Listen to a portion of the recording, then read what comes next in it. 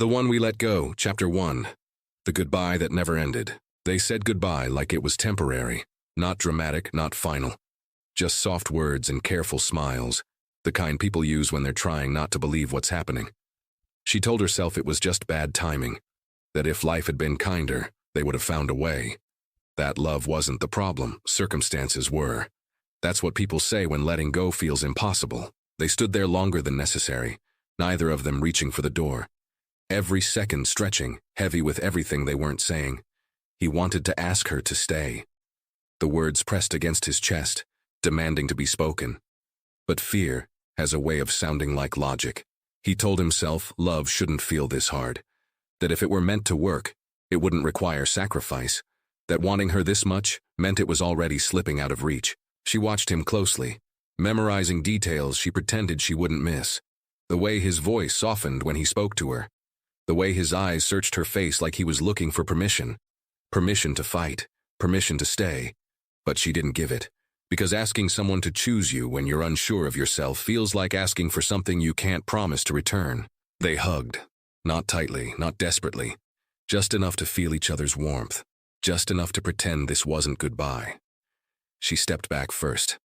That's how she knew it would haunt her. They didn't block each other. Didn't delete photos, didn't erase what they'd been. They just disappeared from each other's daily lives. Days turned into weeks, weeks into silence. But silence doesn't erase love. It stretches it thin until it settles into memory. He tried to move on, tried to convince himself that letting her go was the mature thing to do, that holding on would only hurt more.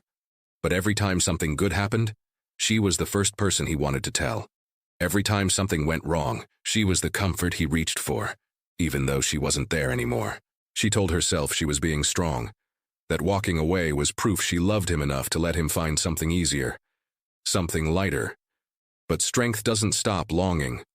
Late at night, when distractions faded, her thoughts always circled back to him, to the goodbye that never felt finished, because some endings don't close, they wait, and some people don't leave your life, they just move into the quiet parts of it. The One We Let Go, Chapter 2, The Space Between Us. At first, the distance felt manageable. There were still traces of each other everywhere. Mutual friends, shared places, memories that hadn't yet learned how to fade.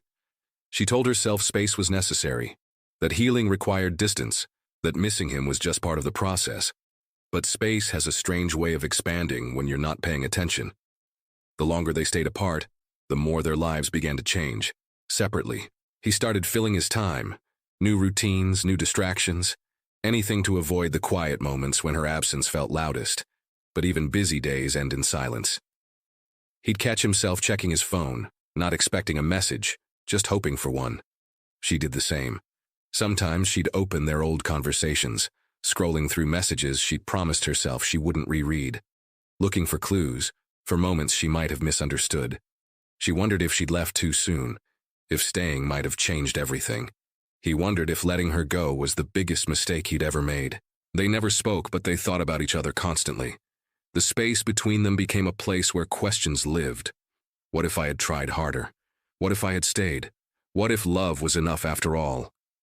He saw her one afternoon, completely by accident, across a crowded street. She was laughing, mid-conversation, unaware he was watching. For a moment, the world narrowed to just her. He didn't cross the street, didn't call out her name. He told himself it would only complicate things. She felt it before she saw him. That strange pull, the kind you only feel when someone who once mattered deeply is nearby. Their eyes met. Just for a second. But a second was enough to reopen everything. They smiled politely. Acknowledge but don't approach smiles. The kind people wear when they're pretending they've moved on. They walked in opposite directions. Neither of them felt victorious.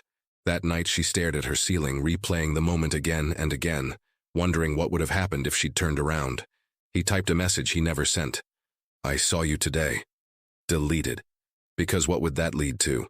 The space between them wasn't just physical anymore. It was emotional, built from fear, pride, and unanswered questions. But distance doesn't always create clarity. Sometimes it only magnifies what you lost. And deep down they both knew something dangerous. The space between them wasn't healing. It was waiting.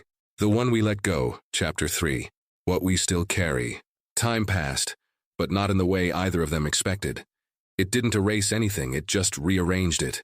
The pain softened around the edges, but the center stayed intact, quiet, persistent. She learned how to function without him, how to laugh again, how to fill her days with things that looked like moving on. But there were moments she couldn't prepare for. A song in a cafe, a familiar phrase spoken by a stranger, a place that still remembered them. That's the thing about a love you let go of. It doesn't disappear. It follows you quietly. He carried it differently. He buried himself in work, convinced that progress meant healing, that momentum would outrun memory. But at night, when there was nothing left to distract him, she surfaced. Not as pain, but as presence. He missed the way she made things feel intentional, the way she asked questions that mattered, the way she listened like the answer was important. He compared others to her without meaning to, without wanting to, and every comparison ended the same way. Neither of them talked about it to anyone, because explaining a love that never ended properly feels embarrassing, like admitting you're still holding on to something you were supposed to release. They both told the same lie.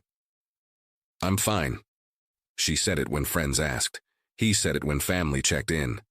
And it was almost true, except for the part of them that still waited. She kept his name saved in her phone, never changed it, never deleted it. He did the same. Neither of them reached out. Not because the feeling was gone, but because it wasn't. Reaching out would mean reopening a door neither of them knew how to walk through. What if nothing had changed? What if everything had? They both wondered the same thing late at night. If they met again, truly met, would it feel familiar? Or would it hurt more? Love like theirs doesn't fade loudly. It settles, becomes part of who you are. And sometimes the hardest thing to admit isn't that you still care. It's that a part of you never stopped hoping. The One We Let Go, Chapter 4. The Message After Silence. The message wasn't planned. It wasn't carefully drafted or rewritten a dozen times. It arrived the way unresolved feelings usually do, quietly, unexpectedly, and heavy with intention. She stared at his name on her screen for a long time before typing anything. Long enough to question her reasons, long enough to almost stop herself. She told herself it didn't mean anything, that it was just a moment of honesty, that she wasn't reopening old wounds, just acknowledging they were still there. Her fingers moved before fear could catch up. "I was thinking about you today." That was all. No explanation, no expectations. She stared at the message, her heart racing, wondering if it was too much or not enough. She pressed send. Almost immediately, regret followed. Across the city, his phone lit up. He read her name first, then the words, and for a moment, everything else disappeared. Not because he was surprised, but because he had been waiting for something like this without admitting it, even to himself. He didn't reply right away. Not out of indifference, but out of caution, because one message could change everything they'd spent months trying to survive. He thought about what it would mean to answer, about what it would mean not to. Silence had been painful, but it had been controlled. Conversation would be unpredictable, but ignoring her felt impossible. He typed slowly, "I think about you more than I should." He sent it before he could second-guess himself. She read it, her breath catching. The honesty unsettled her. Not because she didn't feel the same, but because she did. They started talking again carefully, like two people touching something incredibly fragile. Short messages, long pauses, neither of them saying the things that lived just beneath the surface. But even their restraint carried meaning. Every response reopened a sense of familiarity, and every pause reminded them of exactly why they'd stopped. They avoided talking about the goodbye, about the reasons they walked away, about the things that still hurt.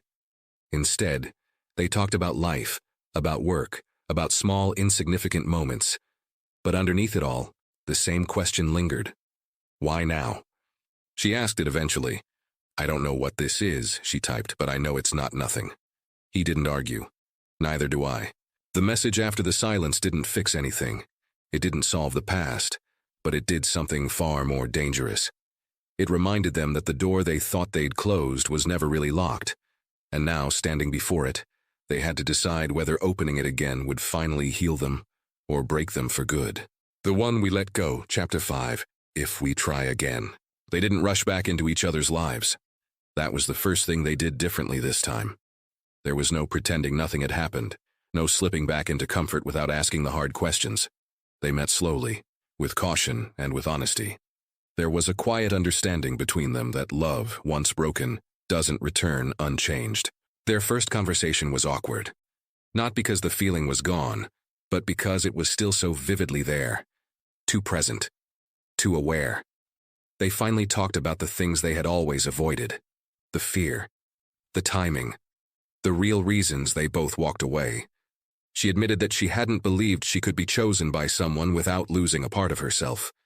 He admitted he hadn't believed that love could truly survive pressure. In that moment, they realized something painful. They hadn't failed because they didn't love each other. They failed because they simply didn't know how to stay. Trying again meant facing all the same risks, but this time, with their eyes wide open. They started spending time together without pretending it was permanent, without making promises they couldn't guarantee. It was just about honesty, just presence. But even with all the growth and self-awareness, not everything fits perfectly the second time around. Old wounds began to surface. New, different versions of themselves emerged, shaped by the time they'd spent apart. They could now see clearly what they were blind to before. The love was still there, but it wasn't the same shape. And that mattered. One night, after a long, heavy silence, she said something that hurt deeply because it was true. I think we loved each other, but not in a way that could last. He didn't argue. Because sometimes love isn't meant to continue.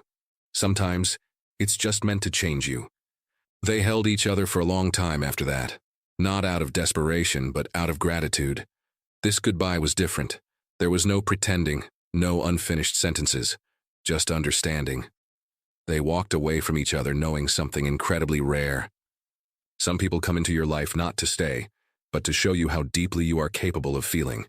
And letting go doesn't always mean failure. Sometimes, it means you finally loved without fear.